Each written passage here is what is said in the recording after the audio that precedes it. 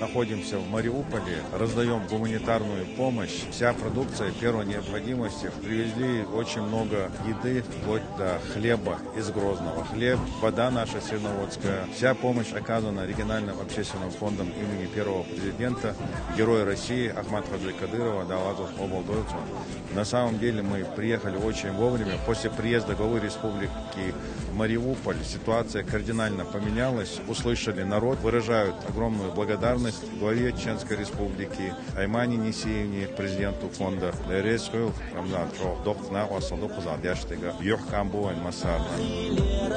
Жители Мариуполя сердечно благодарен Рамзану Кадырову и всей Чеченской республике за помощь в такое тяжелое время. Большое вам спасибо. Спасибо вам большое, потому что без вас мы бы не выжили. Рады помощи, рады любой поддержке, благодарны вам за данную акцию, за данную поддержку.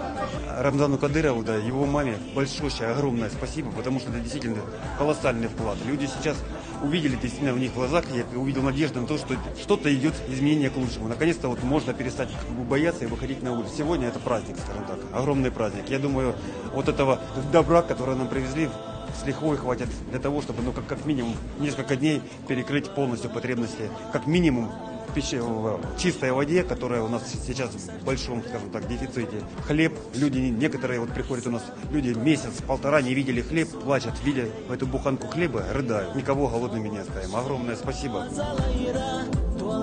Fakir xanu da yosh dina bisna ha yosh bosh bejins bosh bolat bolat bash ونقش دويخ وشحابة ناس يوشخر دوق باش خديش bosh خدي ليدوش خمال خدي درشين يا ام يجي شيكر ودين مال هم يوشوا وباتشو ضيق علاقة مسكش ناغن مثلا وباتشو قال لي ما صدال مو ديل شيدو تاس يوشخر دين تم 300 400 500 أرادنا باش باش حبيحكن بو وما خداتشنا وش بدواتش عبولشان دعوش وخر يعني شو وقت شيء يالوش ودعوا عيشوا تنا وصل ديش وغديش. Сказали соседи, что здесь выдают продукты. Мы тут тоже сидим уже месяц без ничего, без провизии. И тут хоть как только зашли бойцы ДНР и чеченцы, начали раздавать провизию, хоть какую-то, которая имелась здесь. И когда была украинская здесь группировки, они ничего никому не давали. Вот я попросил воды, у нас сосед, двухлетний мальчик, там дают по чуть-чуть шоколада, вот взял 4 пачки и возьму сейчас вот напитка 2 эти. Тут хлеба нету, дождевая вода. Ну реально, хотя бы помощь тут. Большое спасибо.